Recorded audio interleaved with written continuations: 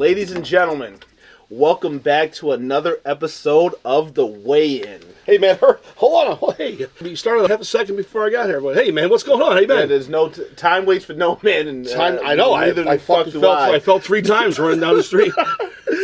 Well, you made it, so that's awesome. That's right, man. So we got a great subject today. Well, okay. Another great title you came up with. What was it called? It was called The Pleasure Principles of the Fear Factor. Man, love it, love it. You're probably wondering what the hell that means, but it's rather simple. Tell them. Yeah, so as human beings, we tend to be drawn towards doing outrageously dumb things that can put us in a whole lot of pain. And I don't understand why. I don't know. I think people like to see themselves get in accidents and stuff. I mean, if somebody did a comprehensive study and tried to find out how many more broken shins there are and fractured backbones and people who've got like their testicles rearranged from skateboarding on metal bars. Oh, my God. Yes. Right? I guarantee you. Facts. Right, facts. Without a doubt. On YouTube, there's more acts. If you can add up the amount of people who chime in, they're all fans who see it. I mean, and they love that shit. They're like, fucking break your neck, bro. Yo, it's not like Broadway, like break a leg. They're like, I hope this guy breaks his fucking neck. Like, do you want it to be like a fucking quadriplegic? Like, that's not the fucking life. And if you don't break your neck on the first take, you want you to get back on the roof again, jump off with your sneakers on fire, break the cheap white table at like a Buffalo Bills pregame show or something. Oh, the Bills Mafia shit. Bills Mafia, shout out. Yo, 716 certified. Certified? Yo, they made the fucking movie with Vin Diesel, Triple X. Yeah. He was doing that shit, all the stunt shit, and going off a BMX bike with a parachute out of fucking plane. Fuck that noise. I know. Keep right? me locked in, secure with some shit. I mean, not only that, like people do strange things like they go naked in the woods for 2 weeks. They're eating bugs and shit, getting dysteria. You know, it's like what up with that? Like stapling your balls together. Like who? Like I get it, and I get it. There's a huge segment of the fucking public that wants to see that shit, and that's fine.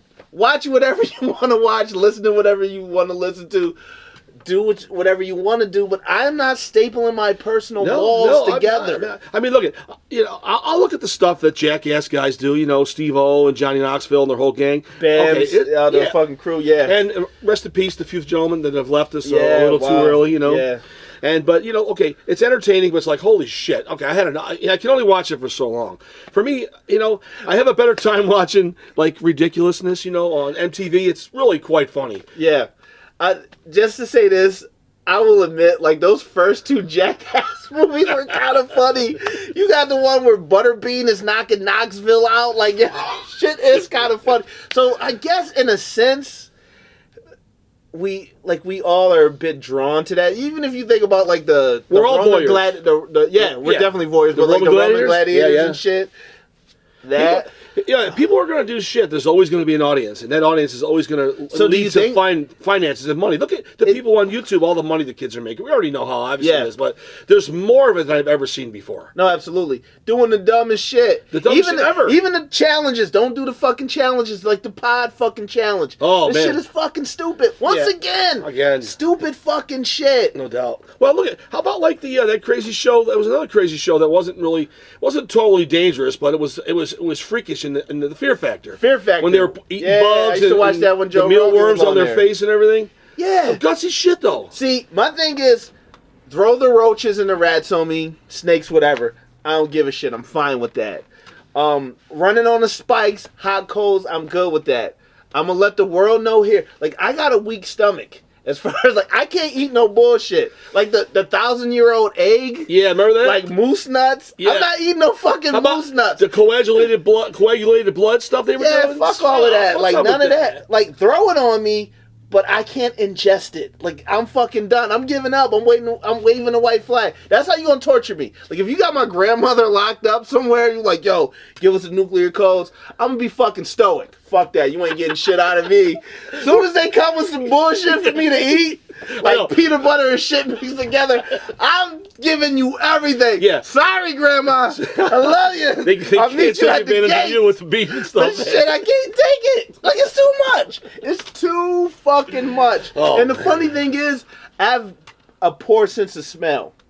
I have poor olfactory fucking senses. So like food doesn't even taste as good as me that like it would taste to everybody else. But still, I can't fuck with it. Oh no, it's crazy. Now, and what other extremes do we have out there? I mean, it all began probably with America's Funniest Home Videos. It probably began there, right? I was watching that when my kids lived at home. Right? As far as the voyeuristic nature of it, yes. Yes, but it wasn't as dangerous unless they weren't showing the bad clips. They were probably... They definitely were showing it was like ABC or NBC, whatever it was running on, so they were definitely cognizant of the fact that, you know, kids, it was a family show, so they were probably pulling shit like, this is a little bit too crazy. Yeah, they went with laughs, for sure. Yeah, they definitely went for laughs. And I think that's more ridiculousness. Value. Yeah, the shock value is actually on ridiculousness. Yeah. I think they picked up the slack, for sure. Yeah. I guess, because, and I'd be disavowing, like, you know, the ways that I go and the things that I say by not saying, like, I always tell men, like, you got to get fucking tougher. Like, you know, life is fucking tough. And I mean that on a psychological and a physical fucking level. So I guess, you know, we all, with the age that we're at, we all have a history of violence. Where, you know, we got into fights with other kids in the neighborhood. Sure. You know, like actual fist fights where nobody was breaking it up. No, yeah. You know, I used to relish those. They were fun. There was no danger in there. You know, I had uncles and cousins who would, like, beat me up to make me tougher. That was a rite of passage. You know, like the gang jumping in shit. So, like, I get it where, you know, there is a... But nowadays, your friends are going to film it on a damn cell phone. Yeah. There definitely was no filming and, you know, people watching just for the, you know, the fuck of it. Well, which I guess they get titillated by that. I think they do, actually, because they want to see the failure. They want to see the failure, whoever, yes. You know. But I think a lot of times, I think where people like to do these things, like we watch the people do the stupid stuff, a lot of times there are people who are like... You know, their egos aren't where they want to be. They think they're going to get bigger and tougher. They're going to be able to gain some more of a friendship following because they've done things that people were going to like. They're going to tap on them like, hey, man, good job. You got some balls, man. I love what you're doing. So it's kind of sad how people have to go to that level to just get recognition or even get a shout out, you know? Yeah, there's definitely other things that you can do to garner recognition without, like, putting your body physically on the line. Yeah. How about the skateboarders, man, who are just hurting themselves, hitting walls and busting nuts and stuff? Yeah. Or the busted shins. The skateboarders do it for the love. I knew a lot of skateboarders growing up. They do it for the love. They know it's dangerous. Like the true skateboarders, and I guess I shouldn't say it. I shouldn't word it that way, but fuck it. The true skateboarders do not wear pads. That's right. You know, right. Just like the you know, the true motorcycle guys, they don't wear fucking helmets, but skateboarders should be wearing the fucking pads. The fucking the bikers should be wearing the fucking helmets. But that's a shout out that exhilarating thrill of, you know, knowing that you're in a bit of danger. Like, I get that. Sure. I get that. I always consider myself a fucking warrior. So, like, have you skated? Have you done stuff like that? Anything crazy? I've skied. I've never skated. You skied, huh? I skied, which in itself is definitely cool. dangerous. Oh, yeah. You know, we Holiday Valley. That boogie board stuff looks like a lot of fun. I never had a chance to try that, but it's definitely fun. But skiing, it's exhilarating because you're not used to going as fast as you're going skiing, and definitely not used to going at those speeds, those velocities, without being out of breath. Like, skiing is definitely a vigorous sport, but you can glide at times. Sure, you know, if you're running, you know, in a race, you can't fucking glide. Exactly. If you're running from some rock wallers, so that's the freedom of skiing a little bit. You can kind of distle-dossel left and right. And absolutely, sort of, but it's still dangerous. It's still a level of you can't turn expertise. Or back off. You're going fast towards if you don't know how to fall, yeah, there's a certain technique that they teach you how to fall. You're gonna get fucked up, and it could be like, and don't get me wrong. I'm not a guy that's afraid of fucking pain. I work out fucking hard. But you don't want to I get into fights, but at the same time, I do try to avoid pain and broken bones. Well, hey, it's a smart thing to do, but a lot of these guys don't. I don't understand it, man. Yeah, and some of these guys, you see people jumping on like, it's a rite of passage. It is. Like, it totally they grow up in certain neighborhoods and certain environments, and it's just like, you gotta fucking bang. You know, like, you gotta be rough. You know, like, they don't get to choose the intellectual avenue. You know, like, they don't get to, you know, think high level thoughts because, like, you know, where they're from, they're just kind of fucking boxed in, you know, and it's rough and fucking tumble. You definitely need that because it builds calluses on the mind, so it makes you psychologically fucking stronger. Like, if you could take a level of pain when you have to deal with like something that's emotional, like you're a little bit better equipped. Oh, sure. If you experience is priceless. I mean, you know, I like that quote you had there. A little some scabs on the brain there. You said, yeah, absolutely, no doubt about it, man. Callous the brain, make it harder. That's right. It gets tougher. Those skateboarders, they got more lashes, cuts. They got things sticking out of their bones, but they're tough dudes, man. But even if you trying to kind of change the view a little bit. You think about women who go back to fucking dudes that treat them bad. Some women get beat by their man, and then they go back to him. It's like, why are you going back to this dude? This is a bad situation. You may be able to die. You know, you come in with a black eye to the work office, and then you tell your friends that don't work with you, like, I'm sick of everybody at my job, you know, saying that my husband's a fucking wife beater. And it's like, yeah, but he's whooping your ass every night, so I guess it kind of fits the bill. If he stopped beating your ass, wife, they wouldn't be calling him a fucking wife beater. And the women stay with these guys. And I get those guys are kind of Herculean. They think they're tougher than normal. Yeah. They like a little bit of the tough love. And I get it. They play the fucking mind games with some of these women, and the women. But they go back. They keep coming back for more. They keep going back, and it's just like, leave them alone. Really? But some of them like it. Some of them can't get used to being treated nice by a nice man. You know, sadly, a lot of women like to be handled by men who don't empower them. Yeah. They want to be the strong males. They kind of run the budget. They tell a girl what she can do. A lot of these girls, they just want to meet a man and have a good relationship. Maybe his children grow up a little bit. But like, no, some of those dudes are bad, and the things they do, it's, you know, half this shit doesn't even make the damn internet. The girls get beat up. The girl got punched out in the elevator. I could go on and on and on. Oh, but you know, they're back with their boyfriends. Holy fuck, yeah. What the fuck, man? I've been sad. It's pretty sad. Yeah, no, it's definitely sad. I've been with some fucking women who've gotten me into like the freaky rougher sex, you know, Gotcha. And like it's just crazy. Like the things that they wanted me to fucking do to them, like the things that, you know, that they wanted done. Well, let's just like, leave it at there. Before this gets to be a kind of a little off the charts, my man. No. I know what you're saying. Yeah, that's a good example.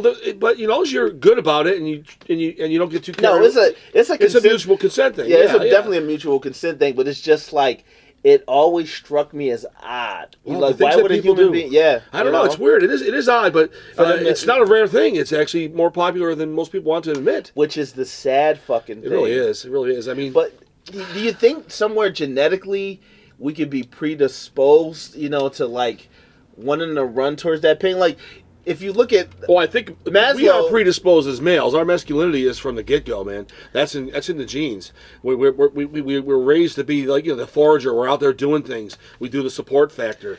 I know women can do all that too, and I'm not saying it's a man's world. I'm just saying our genes are allow us to be raised that way. It's definitely, we're bred that way. Maslow's hierarchy of needs, saying that you know, we're running from pain, we're running towards pleasure. And so I get that, but at the same time, like, there's something in us that just, you know, lights up. I think it's really changing a little, though, in some ways, don't you? No. Yeah, I think women are becoming more powerful, and they're not relying on their men and stuff and that kind of thing. As far as women, definitely, they're definitely becoming empowered, and they're speaking up for themselves, which they should have. They're not living with bad relationships and things. I was talking in the scope of general people, like, just going towards pain, and like going towards pain gleefully. Yeah. You know, with a smile on the face, and just ready to, like, you know, go on and go forth, and just like, I'll do some wild shit to get famous, and I don't care about my own bodily harm, you know. And it's not just what they're doing to themselves, it's also what they're representing and what they're, you know, the role models that they're being, you know, because everybody's like, oh shit, I want to be like him. I can do some fucked up shit to myself. Nah, you know what? Like, what the fuck? Well, look at the limited aspects of the danger you put yourself in, and the ways you hurt yourself. Remember the thoughts that people used to say, like the quotes were like, you know, girls like scars, the whole 9 yards. They like that tough guy. He's got a little scar above his eyebrow, whatever it might be. I mean, but that's a limited aspect of things. He's got a little stitch mark here where he got cut in a football game or something. But when you got to draw the line eventually, because you know, that's okay. I understand that, you know, scar on the lip, whatever it might be. But when you get really banged up and whatnot, girls aren't going to go like, hey, that's a real sexy dude. But they're going to watch it. They love to watch it, right? But a lot of those sexy dudes might not be getting women necessarily. Not sexy dudes. It's sexy what they think is sexy. These dudes that are fucking hurting themselves, they're not getting chicks. Come on now. After a while, they're just looking like Freddy. They're burnt and lacerated everywhere. I mean, they look cool when they're 25, 28 years old, but when you're 37 and you're all lacerated and all mixed up, you look like a lot of beat up shit, man. You're like, hey, baby, are you a Virgo? Like, no, get away from me, Freddy. Like, come here. Yeah, right. I'll see you in your dreams. Nah, no, like, women don't want that. At least I don't think they want that. No, I don't think they do. Once again, I'm not going to that length if that's what the fairer sex wants. No, you're absolutely fine. But anyway, it's an interesting facet of human life and what people do, observing upon it and talking about it. It does blow my mind. We'll see some other crazy shit. Not for me. How about guys with these gliders are going between rocks at 80 miles an hour and they have to turn their body when they're gliding down on rocks, and some guys hit the rocks. Yeah. Or base jumpers and people off of bridges. What the fuck is going on? Yeah. I'm not really a heights dude. I know. I'm not. Even I'm the not bungee thing. I'm not a bungee guy, man. But I had a girlfriend who was a pincher. And, like, she had an apartment that was on the second floor, and we would go up, and she would fucking pinch me all the fucking time. Guess what? You loved it. No, we're not together anymore. Oh, I fucking love it. Have you not listened to what I said? No, I hear you. Fuck. We can fucking end on that. Yeah, that's cool. Hey, so if you enjoyed this fucking episode, if you were entertained, if you learned something, please show someone the way in. Exactly. And please be careful, will you? Take care of your body. Over and out.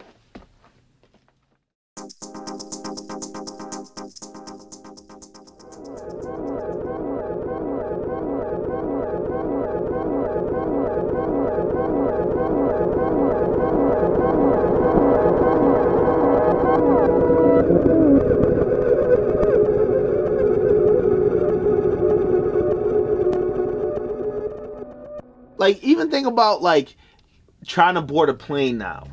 Oh, yeah. TSA is up your ass. They're in your fucking DNA trying to, like, get your ancestry. Like, they're not going to let you aboard the plane without making sure, like, you know, all the proper protocols, like, have been ran through. We, you know, like, a lot of the government systems that are in place now, you know, like, watch lists. I never knew anything about a fucking watch list, but you can't Google certain things now. There's a fucking watch list now, you know? It's an algorithm. This guy may be a fucking terrorist. Like, it's insane. Like, it's insane. This one act of inhuman cruelty totally changed the direction of the United States of America. It's unnerving how one thing, like one action like this could, you know, have so much. Yeah, well, remember what happened to the president? He was down in Florida at the time, and when he was in Florida, he got somebody whispered in his ear. He was talking to some young kids, and they said, "Look, we just got attacked, and how are we going to deal with this and whatnot?" And he sat in that chair for about 5 minutes and just stared off aimlessly. It's like he never expected that this would happen on his watch or to this extent, and I always felt that was chilling. I don't know if you remember that footage. I do remember that. He came back to New York and he was hell bent to attack.